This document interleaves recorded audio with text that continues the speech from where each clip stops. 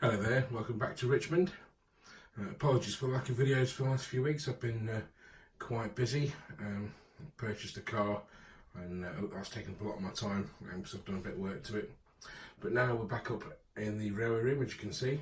Now, it's time, sorry, just hung up the phone. It's time for a change. So if we scroll down here, you'll see DCC controller.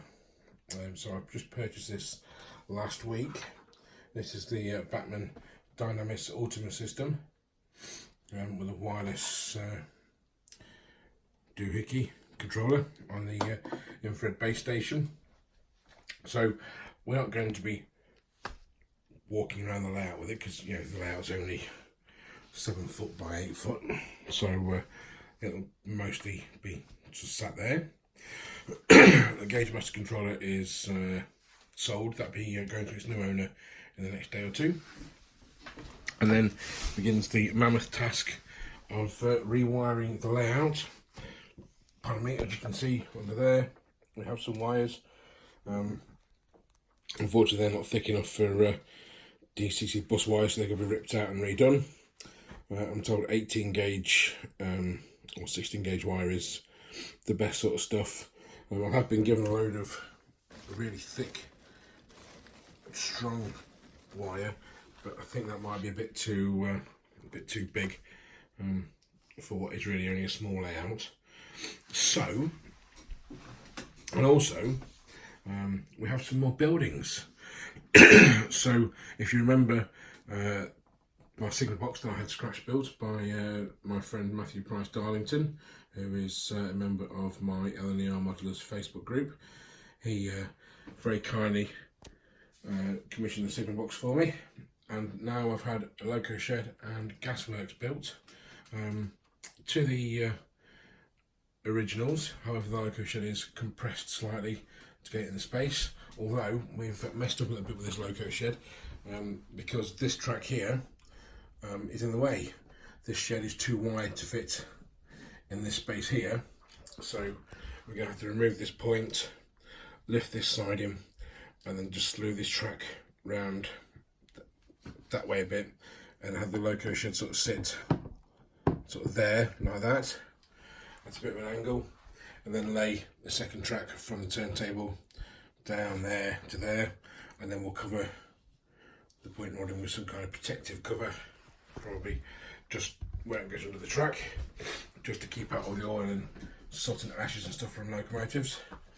And this is a beautiful building. The roof comes off, so to reveal a beautiful framework of rafters and beams, and it's quite fragile. We have gutters and somewhere drain pipe at the back, and we just place it on its end there. The doors also open, revealing the framework inside the doors. I'm extremely pleased with this building. It's absolutely beautiful. Like I say, it doesn't quite fit there. It just sits afoul of this siding. So let's put the roof back on. The roof fits nicely. So we have to lift that siding and leave that there. The second thing is the gasworks. The chimney is separate for ease of transport, so it wasn't damaged, so I can glue that on if I wish. The roof doesn't come off on this one. We just have a inside bit there with some windows. We can see daylight through there. If we hang it up to the outside, you can see the outside there. So that is another exquisite little building. I'm unsure of where to put it. On the original Richmond, it sat near the Loco shed, but the Loco shed was on this side of the track. I'm kind of reluctant to put it on this side here because it's going to be quite easily damaged. So what I may do is put it over there, just by the Loco shed. It's out of the way then. I can't lean over and damage it with my arms or my stomach. And the Loco shed, same. The Loco shed would have been on this side, here somewhere. With the turntable there, obviously the space means we can't fit it in. So it's living there on the other side, a bit of modeller's licence.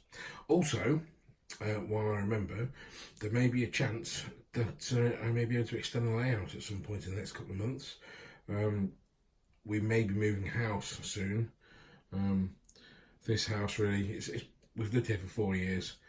It's not really big enough for me, my wife, and our little boy, and my other little boy when he comes to stay, and my wife's daughters, and my eldest lad, if they ever come to stay. So this afternoon we're going to look at, we'll see them rather, we'll look at another house with a garage. So if it's suitable, then the layout may be getting a couple of feet here, 6 inches there, and about 2 or 3, 4 feet there extended. So good job I've not done any scenery beyond the back scene. So if we do extend the layout, we can run longer trains. We'll be able to run up to 5 coaches in a train, 2 DMUs coupled together, and we'll be able to fit a 3-coach train in platform 2, or even 4 coaches, whatever. And we'll be able to extend the goods yard as well, sort of exponentially. 2 feet on the goods yard will help extend this as well. So we'll have to put another couple of feet on this and move it that way, just to correspond with any extension to the board, and then we'd relay all this. These still aren't fixed down yet, mainly because I've not had time, because I've been messing about with the car instead, and we still need to extend the goods shed siding that way.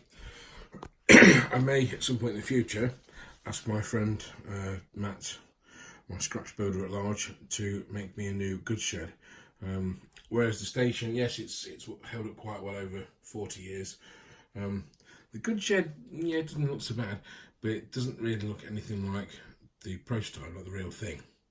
So, and also, if we just demonstrate with a box fan like this one here, and take the roof off, there is no detail inside, and the clearance is that tight that you can hear that rubbing. Then we go through, it rubs again, but then, sorry, it sticks, can't get it in. I could probably alleviate that by using a bit of sandpaper, just to eliminate the fouling and make the archways larger.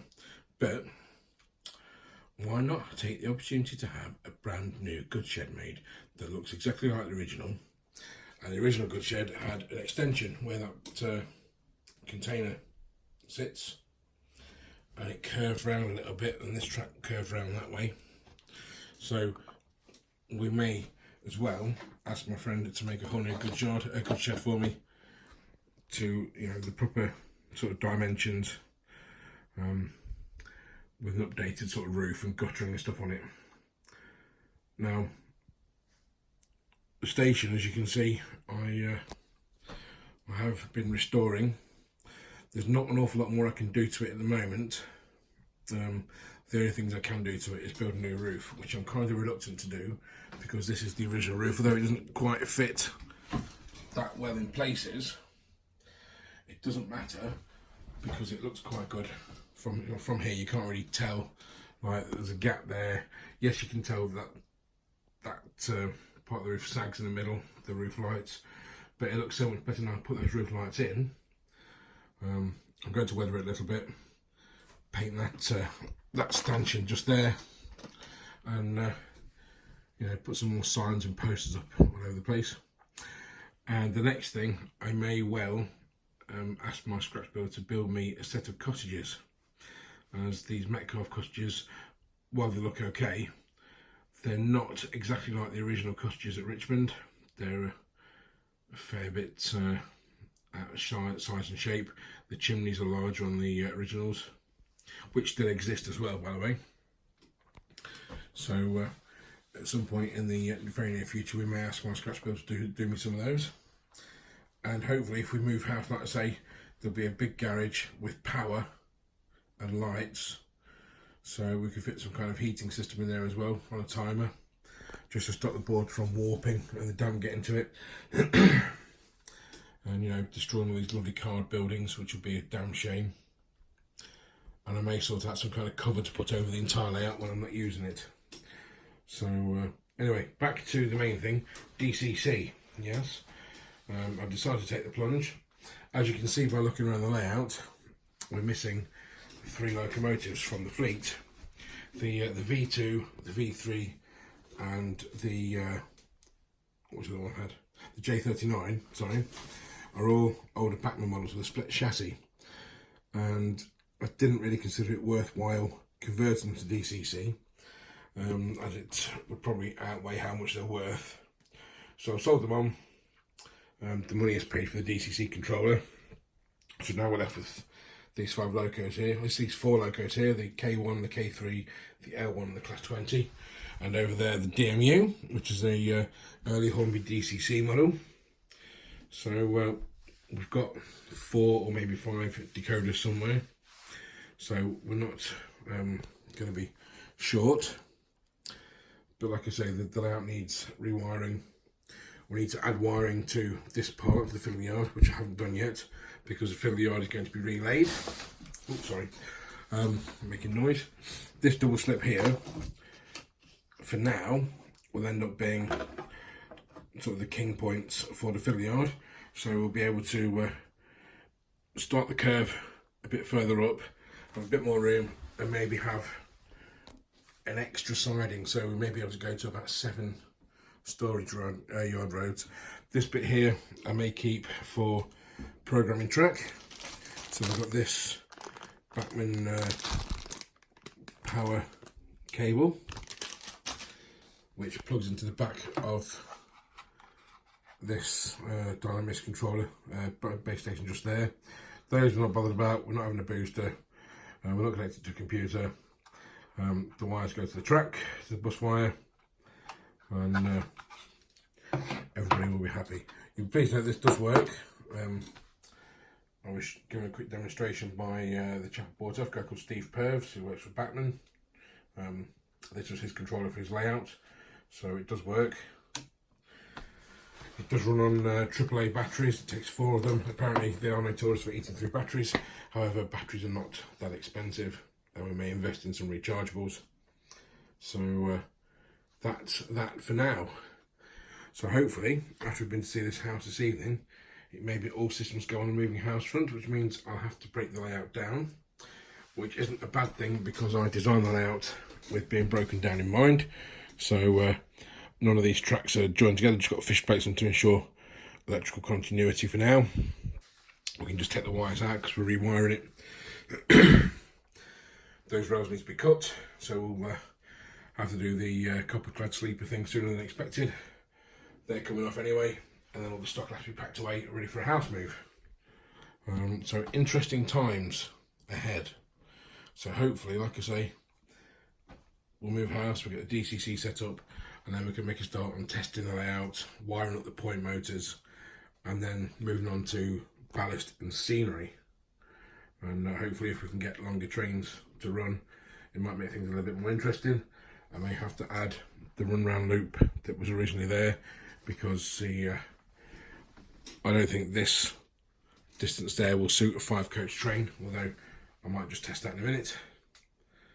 And there you are for now. So apologies for the lack of updates for the last couple of weeks. Like I say, I've been messing with the car, and hopefully we'll get back to some form of normality soon.